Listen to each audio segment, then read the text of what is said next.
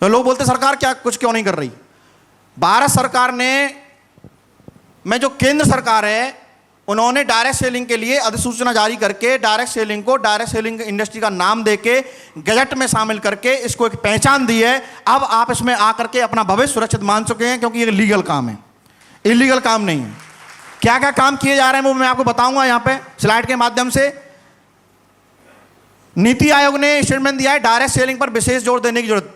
पूरी दुनिया में अगर सबसे अच्छा और बढ़िया मौका है इनकम कमाने का या बेरोजगारी कम करने का तो वो डायरेक्ट सेलिंग है।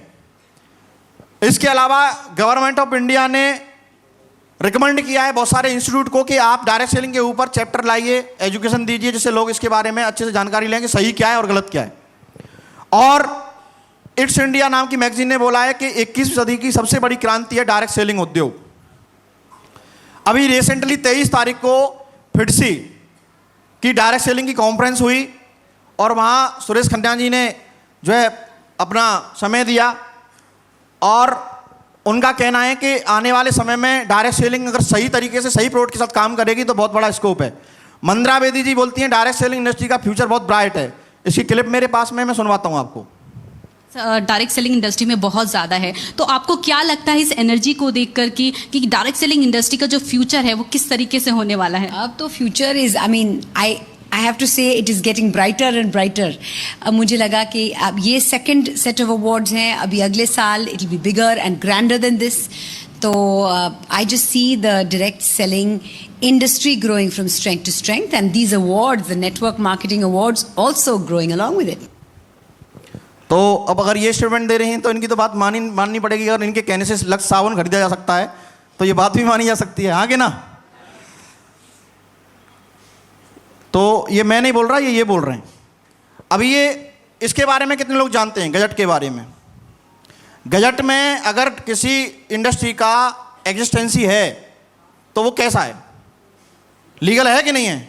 तो डायरेक्ट सेलिंग को गजट में भी शामिल करके यहाँ पे मैंने आपको यहाँ दिया है। और उसमें एक चीज़ और थी, पहले कन्फ्यूजन था कि डायरेक्ट सेलिंग का मतलब लोग समझते थे कि सामान डायरेक्ट बेचना, नहीं। यहाँ स्पेसिफिकली गवर्नमेंट ने इंडिकेट किया है कि सीधे विक्रेताओं के नेटवर्क के द्वारा जो सेल की जाएगी वो डायरेक्ट सेलिंग है, सीधे बोल दिया है। और क्या चाहिए साहब गवर्नमेंट से, यही तो है। अब इसके बाद डायरेक्ट सेलिंग में स्कूल नहीं यूनिवर्सिटी है जिन्होंने कि पीएचडी और उन तरीके के कोर्सेज को लॉन्च किया है। और एमएलएम में एक व्यक्ति ने पीएचडी क्वालिफाई भी कर लिया, डिग्री ले भी लिया। आपने वीडियो देखा होगा, बहुत सारे वीडियो आपने देखे होंगे पीएचडी का कर चुके हुए, है ना। तो डायरेक्ट सेलिंग में बोलते हैं कोई एज नहीं है। हमारे यहाँ 18 साल से नीचे की एंट्री नहीं होती है। एज कैसे नहीं है? हेलो, बोलते हैं क्वालिफिकेशन नहीं चाहिए। आप सिस्टम की ट्रेनिंग के बिना कैसे सफलता ले लोगे? तो क्वालिफिकेशन का मतलब ये थोड़ी था कि हम कोई सर्टिफिकेट देंगे तब वो क्वालिफिकेशन मान जाएगा। और हमारे यहाँ सर्टिफिकेट मिलता है। आप अगर ट्रेनिंग लोगे, आप ब्रॉन्ज क्वालिफाई करोगे, सर्टिफिकेट मिलेगा आपको। और कैसा सर्टिफिकेट चाहिए? और आप पढ़ते हो, पढ़ाई करते हो, वहाँ केवल सर्टिफिकेट मिलता है। यहाँ सर्टिफिकेट ब्रॉन्ज लेवल पे आते आते 12,000 रुपये आ जाते हैं। सर्टिफिकेट पहला हासिल करो 12,000 कमाओ, दूसरा हासिल करो 25,000 कमाओ, तीसरा हासिल करो 50,000 कमाओ, चौथा हासिल करो लाख कमाओ, पांचवा हासिल करो 2 लाख कमाओ, फिर 5 लाख कमाओ अगले पर, फिर अगले पर 10 लाख कमाओ, फिर 20 लाख कमाओ। और डायमंडशिप का जो सर्टिफिकेट मिलता है उस पर 50 लाख रुपए की इनकम होती है साहब। कौन कहता सर्टिफिकेट की जरूरत नहीं है? यहाँ पे है जरूरत। अगर आपने इस बिजनेस में काम करना है बिना सर्टिफिकेट के तो आप आगे बढ़ ही नहीं सकते। आपके पास ब्रॉन्ज का सर्टिफिकेट है लेकिन सिर्फ। इसके बाद इंटरव्यू, जब आप प्लान दिखाने जाते हो तो आप बताना ईमानदारी से। कई बार आप नहीं बोलते तो ये आदमी काम नहीं कर पाएगा। हेलो, आप में से कई लोग बोलते हैं अपने प्लान को, सर बाकी बस की ना है, सबसे पहले तो भाई रिश्ते खराब हैं सबसे। बोले भाई मैं ज्वाइन भी करा दूंगा तो 4 आदमी बस पास ना बिठा में, तो वो उसको कोई सुनेगा नहीं। बाकी इतनी वैल्यू खराब है मार्केट में। आप समझिए आपकी वैल्यू कितनी है और उसकी वैल्यू कितनी है। जिस आदमी को तुम रिजेक्ट कर रहे हो तो ये इंटरव्यू नहीं हो रहा तो क्या हो रहा है आप बताइए मुझे? इंटरव्यू हो रहा है कि नहीं हो रहा है? अभी ऐसा इंटरव्यू हो रहा है। आने वाले समय में जब डिग्रियां अप्लाई हो जाएंगी ना तो आप कुर्सी लेके ऐसे बैठे होंगे और उधर से लाइन लग के आ रहे होंगे और आप इंटरव्यू ले रहे होंगे। आप रिजेक्ट कर रहे होंगे, सेलेक्ट कर रहे होंगे, रिजेक्ट कर रहे होंगे, सेलेक्ट कर रहे होंगे। कौन तुम्हारे लायक है, कौन तुम्हारे लायक नहीं है। और आज ये होता है, हम जब प्लान दिखाने जाते हैं तो हमें वहाँ चुनाव करना होता है कि इसको हमें डायरेक्ट सेलर बनाना है या कस्टमर बनाना है। क्यों डॉक्टर साहब? आपके यहाँ जब लोग आते हैं तो नॉन ही देख के आप उसको डायरेक्ट सेलर बनाते हो या कस्टमर बनाते हो? कस्टमर बनाते हो। हो रहा है आज की डेट में, रिजेक्ट हो रहे हैं, है ना। डायरेक्ट सेलर के लिए नहीं सेलेक्ट किए जा रहे हो। और स्किल्स की आवश्यकता नहीं होती है। क्यों नहीं होती स्किल्स की आवश्यकता? आपको कम्युनिकेशन स्किल चाहिए, आपको बिहेवियर स्किल चाहिए, आपका व्यवहार अच्छा नहीं होगा तो कैसे कर लेंगे आप? तो हर चीज़ की आवश्यकता है, हाँ कि ना?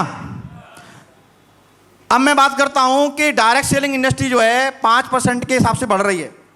और अभी इकोनॉमिक टाइम्स ने एक सर्वे दिया है, उसमें उन्होंने बताया है कि अभी तक टोटल 19,000 करोड़ का बिजनेस हुआ है डायरेक्ट सेलिंग में। 19,000 करोड़, है ना? तो बिजनेस कितना तेजी से बढ़ रहा है? बढ़ रहा है नहीं बढ़ रहा है?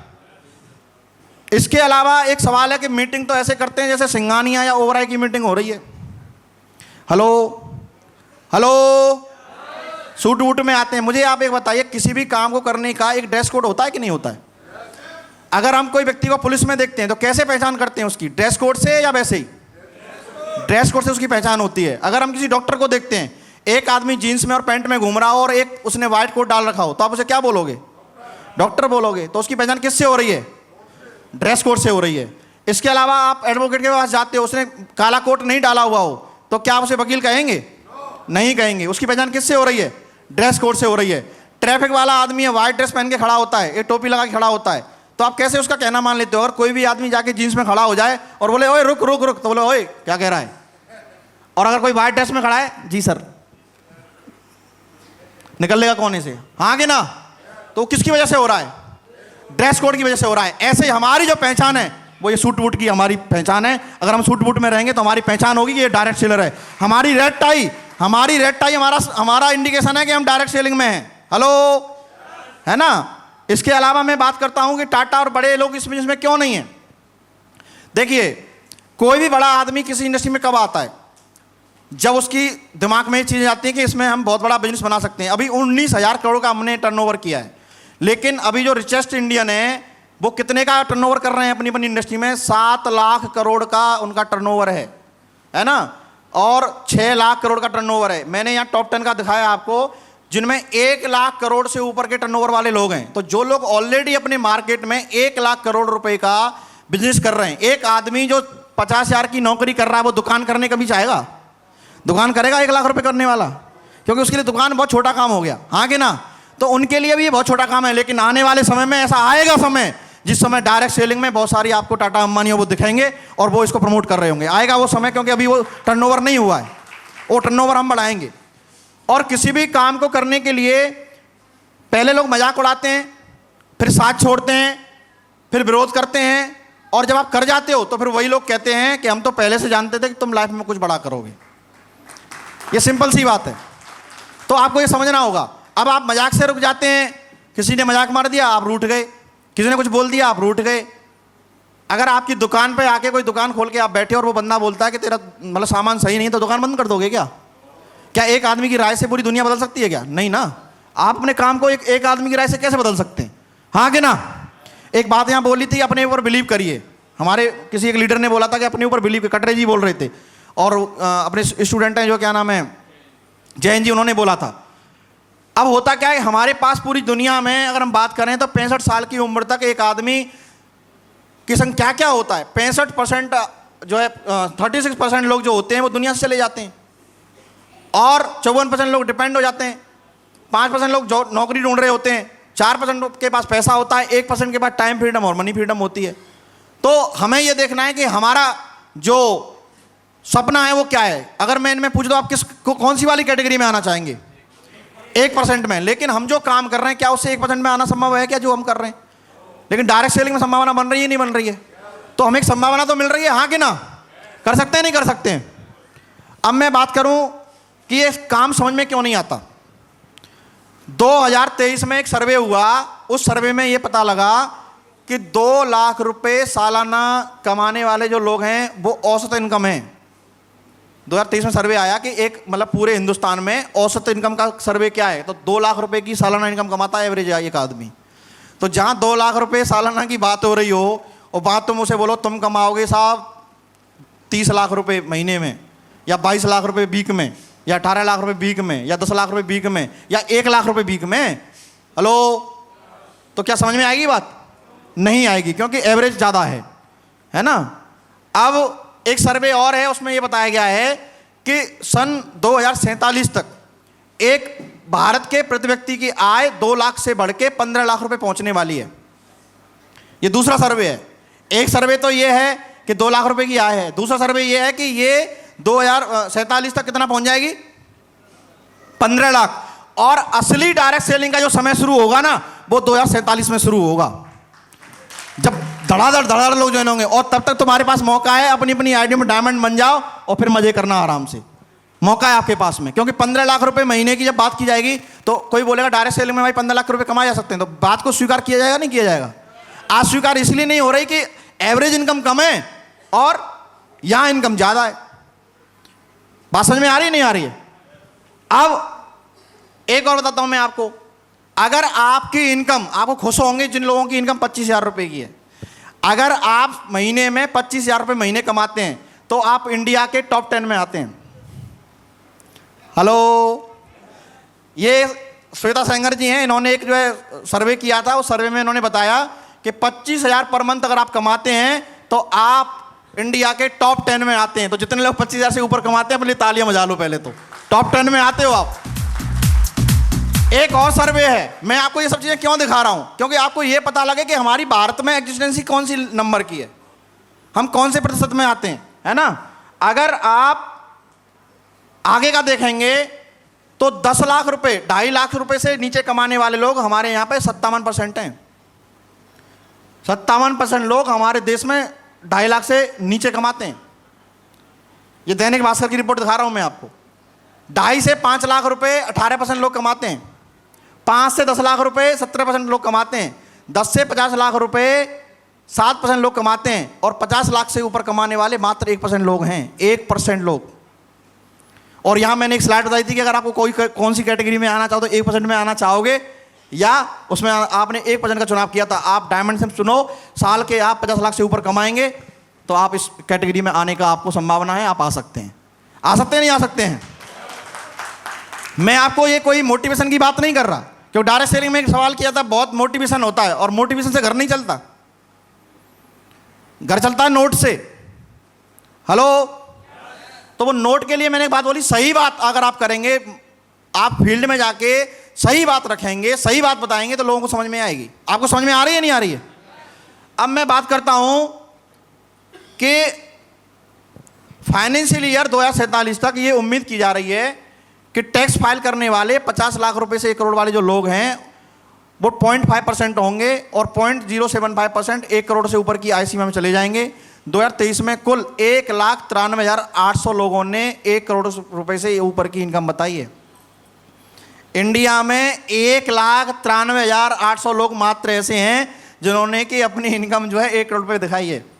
हेलो, लेकिन अगर आप चाहेंगे कि डायरेक्ट सेलिंग में हमारे पास पैसा आता है तो 5% टैक्स कट के आता है नहीं आता है, तो वहां संभावना सच्चाई की ज़्यादा है। तो जिस समय पर यहाँ पे डायरेक्ट सेलिंग में लोग बड़े अचीवमेंट में पहुंचेंगे तो क्या लगता है वो संख्या में इजाफा होगा कि नहीं होगा?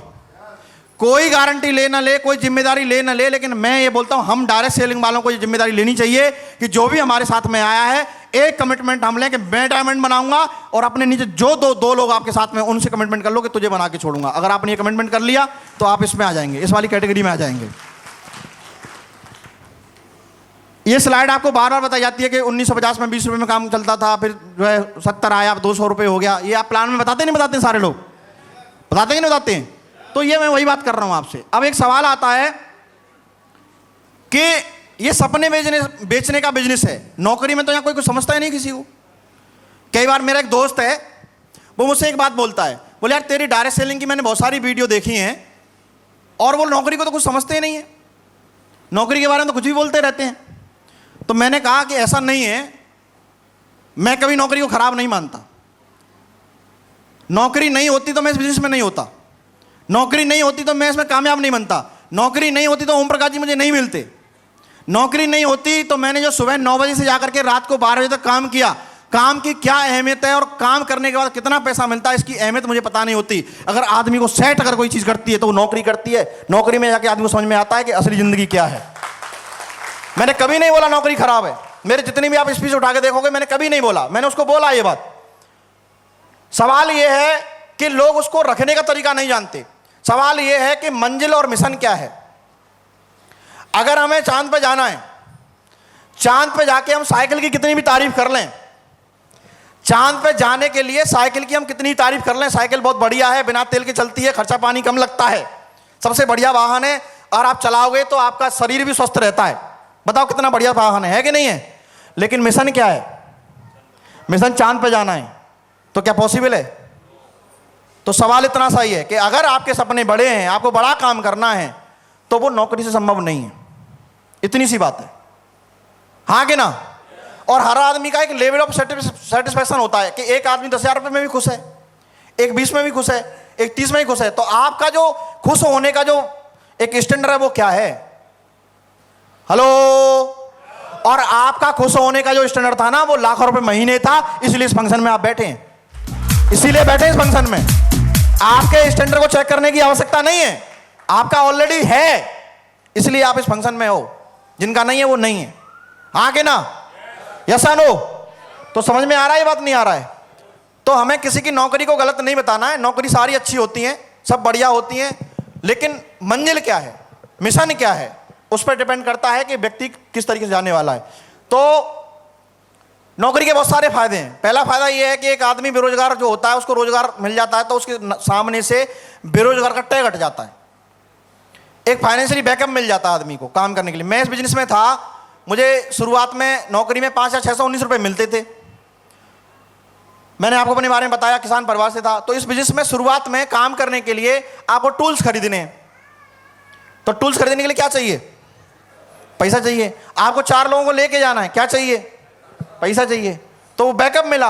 अब सवाल ये है कि हमारे पास जो उपलब्धि है या हमारे पास जो अचीवमेंट है उसको हम अगर किस तरीके से इस्तेमाल कर रहे हैं। नौकरी को मैंने इस्तेमाल किया इस बिजनेस में सफल बनने के लिए।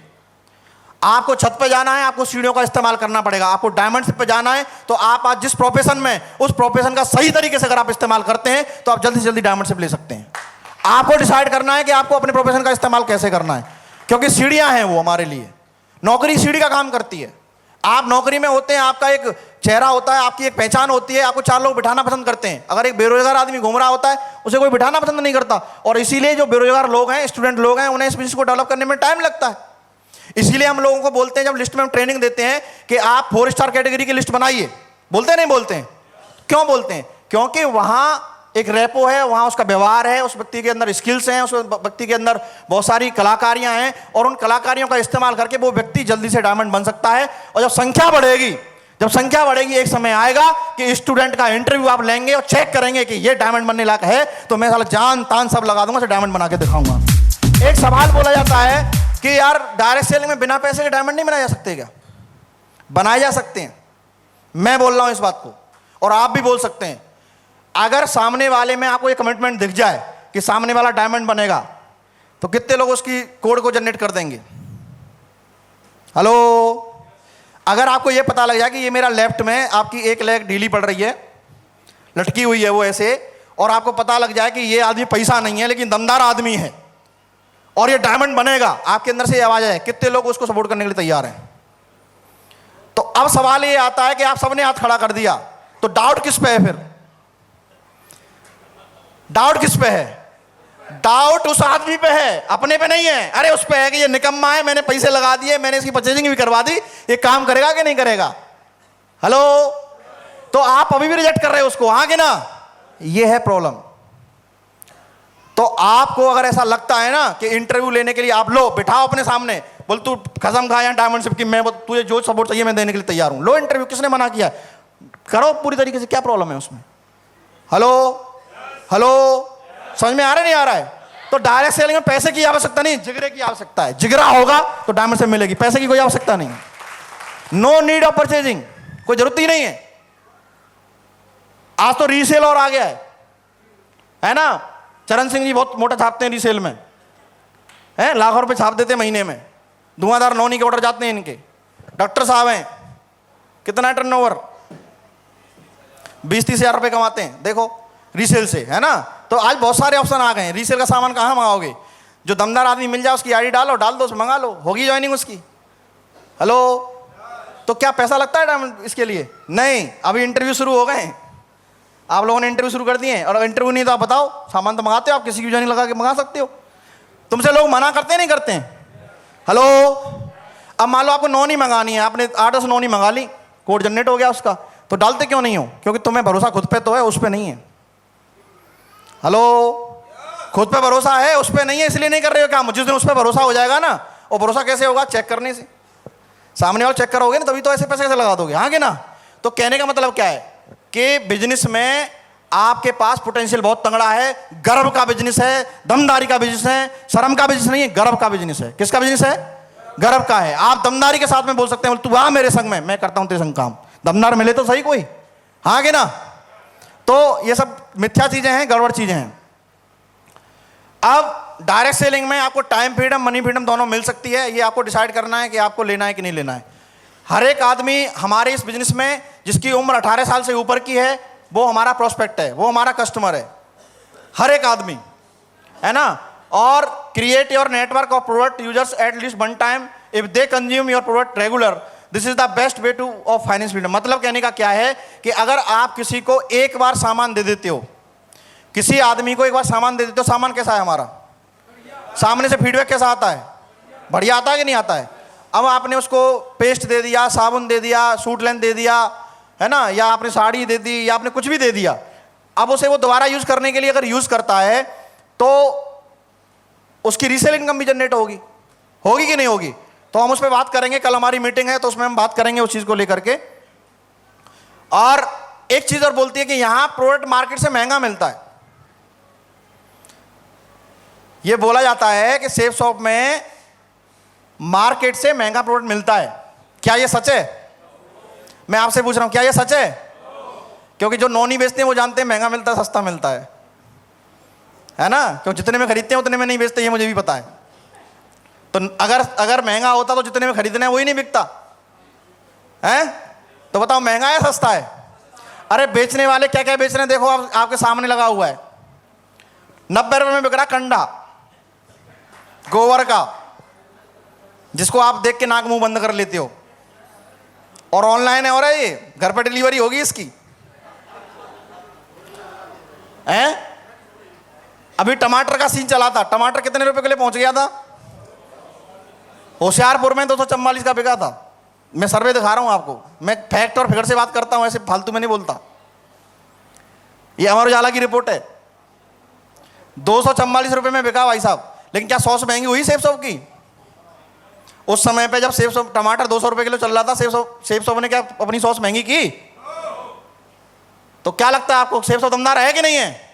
चाहे मार्केट में कुछ भी होता रहे, उतर पुतर, लेकिन हमारे वही रहते हैं जो एक बार डिसाइड हो जाते हैं, वही रखती है। बाकी कोई जीएसटी टैक्स की बात आती है तो बढ़ाने पड़ते हैं, वो गवर्नमेंट का नियम है तो वो फॉलो करना पड़ेगा, है ना? तो ये समझ में आ रहा? बताइए हमारे प्रोडक्ट दमदार हैं कि नहीं है?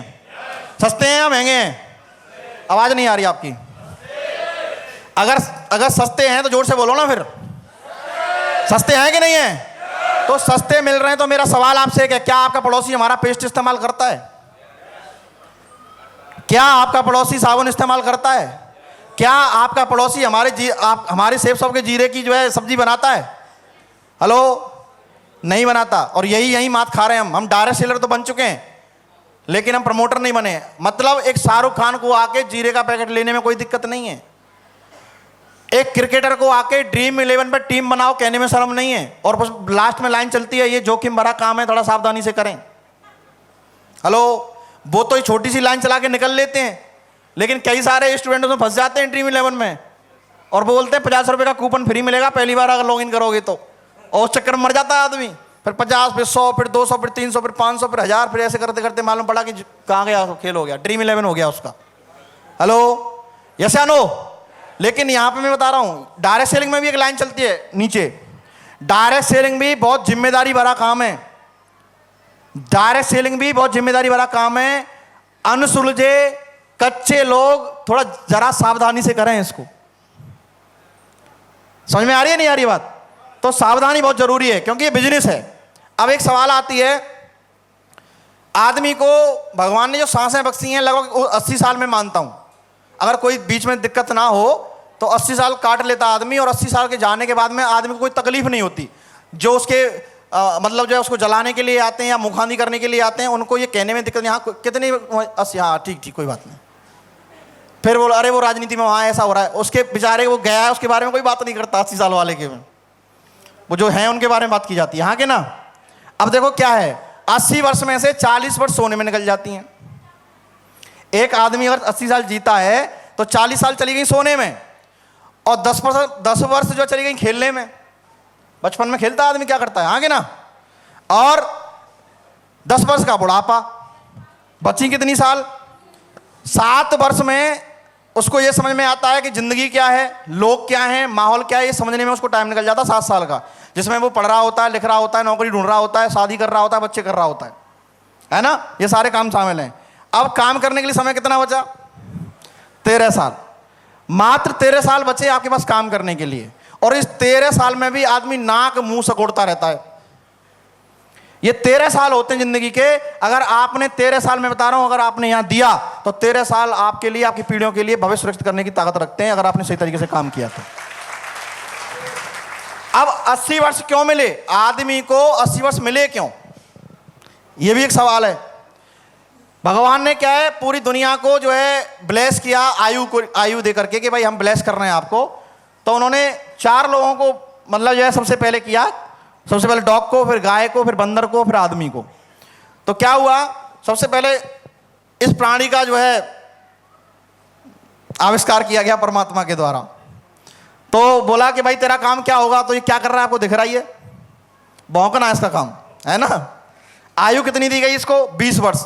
तो ये बोला कि साहब प्रभु जी 20 साल बहुत हो जाएंगे, गला भी दुख जाएगा करते करते इस काम को, थोड़ा कम कर दो। तो बोले ठीक है चल तू आधी करते, 10 साल तेरी छोड़ दी। तो इसको 20 साल की जगह 10 साल दे दी गई, है ना। और फिर गाय का नंबर आया, तो गाय को बोला गया कि भाई तेरे को किसान की मदद करनी है और उसके परिवार का लालन पालन करना है, अपना दूध वगैरह दे करके, और कठिन परिश्रम तुझे करना पड़ेगा, दर्द होगा तुझे उसे करने में, और किसान और बछड़े के लिए दूध तुझे देना है, और तेरी उम्र 60 साल रहेगी। तो गाय बोली 60 साल बहुत हो जाएंगी, इसे कम कर दो, 40 कर दो। तो गाय को 40 कर दी गई। अब आया बंदर का काम। तो बंदर का काम क्या है, उछलना कूदना, खी करना है, मनोरंजन करना। तो इसको 20 साल उम्र दी गई। 20 साल उम्र दी गई तो ये बोला ये भी ज़्यादा है, बोले इतनी देर मैं क्या करूँगा जी के, 10 साल में मौज मस्ती हो जाती है। तो ठीक है तेरे को भी आधा कर देते हैं भाई, तेरी आधी दे देते हैं, है ना। अब क्या हुआ, अब नंबर आया आदमी का। आदमी को बोला परमात्मा ने कि तेरे लिए 20 साल आराम से मौज कर, जिंदगी पूरी अपना खाना पीना कर, काम कर, सोना पीना, परिवार के जीवन के मजे कर, और 20 साल तेरे को मिलेंगी। तो रोने लग गया, 20 साल में मेरा क्या होगा, 20 साल तो बहुत कम होते हैं। अगर आपको किसी को पता लगे कि 20 साल में हम चले जाएंगे तो कैसा लगेगा आपको। अगर कल को मुनादी पिट जाए भगवान की तरफ से कि 20 साल उम्र रहेगी, फिर क्या होगा, आप यही बोलोगे ना भाई इतना कम कैसे। तो बोले मुझ पे तो है नहीं उतनी है। तो उन्होंने क्या किया, 40 साल तो गाय की दे दी आदमी को, 10 साल बंदर की दे दी, और 10 साल कुत्ते की दे दी। तो ऐसे करके टोटल 80 साल में उसकी मिल गई। तो कहीं ना कहीं हम भी अपने ज़िंदगी में अगर देखें तो ये रोल प्ले करते हैं, करते नहीं करते हैं। तो वो क्या है, वो हमारी गलती नहीं है, वो जिसके भटके की हिस्से की हम पे आई हुई है। बंदर की आई हुई तो बंदर वाला काम कर रहे हैं, कुत्ते की आई हुई तो भौंकने वाला काम कर रहे हैं। और क्या वो सुनने मिलता है, वो जिनमें कोई काम ही ना भाव भाव भाव करते रहता है पूरे दिन सुबह से शाम तक, है। तो वो दिक्कत उसकी नहीं है, वो उसको वो जो है परमात्मा ने दिया है भाई। तो वो आपको टेंशन लेने की आवश्यकता नहीं है ना। लेकिन एक चीज़ और है, परमात्मा ने हम सभी को डायरेक्ट सेलिंग अपॉर्चुनिटी दे करके और एक ब्लेसिंग दी है कि जाओ पूरी दुनिया को बदलो, हम तुम्हारे साथ में काम करने का समय है, जाओ लोगों को जाके बताओ और उस दुनिया को बदलो, है ना। और जो बंदर का काम कर रहे हैं, एक गाय का काम कर रहे हैं या वो कर रहे हैं, उनको चेंज करके सही वाले काम पे लेके आओ, है कि नहीं। अच्छा, लोगों को क्या है ना, सीधे सीधे कोई बात समझ में नहीं आती। अगर सीधे सीधे कोई बात कह दो समझ में नहीं आती है ना। तो डायरेक्ट सेलिंग क्या है, सीधे सीधे फॉर्मेट पे काम करती है। जैसे हम किसी आदमी को जब प्लान दिखाने जाते हैं, हम बोलते हैं भाई तू यहाँ पे 2 लोगों को अगर 200 पॉइंट का सामान दिलवाएगा तो 1000 रुपये की इनकम होगी। फिर यही सेम काम हम सबको बोलते हैं, तो सीधा सीधा समझा रहे हैं सबको, भाई तेरे साथ 2 लोग आएंगे, 1000 की इनकम होगी, तेरा इतना बिजनेस वॉल्यूम होगा, सबको सीधा समझा रहे हैं, लेकिन समझ में नहीं आती। एक बार क्या हुआ, एक पति था, उसकी पत्नी बात कर रही थी फ़ोन पे, तो वो बोली तुम बहुत प्यारी हो। पत्नी ने बोला थैंक्स। पति ने फिर बोला तुम बिल्कुल राजकुमारी जैसी हो। पत्नी ने बोला थैंक यू सो मच, और बताओ क्या कर रहे हो। पति बोला खाली बैठा था, सोचा मजाक ही कर लो, है ना। तो जो कहना है सीधे कहो, कैसा लोकाचार, तुम तो फूल लपेट कर पत्थर देते मार। तो डायरेक्ट सेलिंग क्या है, सीधे सीधे फॉर्मेट पे काम करती है। ये ट्रांसपेरेंसी का बिजनेस है। जितना ट्रांसपेरेंसी आप रखोगे उतना अच्छे से काम करने वाला है ना। तो अब क्या है, एक मैं आपको यहाँ पे एक कोर्स की बात बता रहा हूँ, बहुत ही अच्छा कोर्स है ये, और आपको ये डिसाइड करना है ये कोर्स कैसा है, कितने लोग उसमें इन्वेस्टमेंट करने के लिए तैयार